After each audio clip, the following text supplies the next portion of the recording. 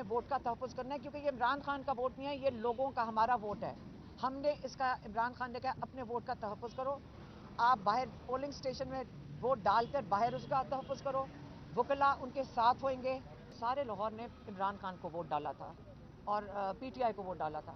اور اگر آپ اس کو چوری کر لیں تو میرے گھر میں جو سامان ہے وہ تو میرا ہے، لیکن اگر آپ چوری کر کے لے جاؤ، آپ کہو کہ تمہارا گھر خالی ہے. وہ چوری آپ کرو، آپ جتنی مرضی چوری کر لو، کوئی شرم تو آ نہیں رہی کسی کو کہ آپ کی ووٹ بھی چوری کر لے، آپ کا پاکستان کا پیسہ بھی چوری کریں. یہ بات چلے گی نہیں انشاءاللہ. ہمارا بھانجا حسان نیازی اور عباد فاروق جو ملٹری جیل میں 3-4 دن سے وہاں سے لاپتہ ہیں. وہاں پہ جو باقی قیدی ہیں انہوں نے اپنے رشتہ داروں کو بتایا، جنہوں سے ہمیں پتہ چلا ہے، اور یہ بتا بھی نہیں رہے کہ عباد فاروق اور حسان نیازی کدھر ہیں. اتنا تو حق بنتا ہے فیملی کا.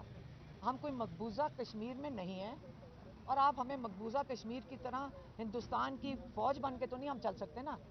فوج ہماری ہے، انشاءاللہ یہ بھی سب کچھ ٹھیک ہو جائے گا. فوج جو ہے ہم خود فوج سے تعلق رکھتے ہیں، تو یہ فوج ایک اتنا بڑا لفظ نہیں استعمال کرنا چاہیے.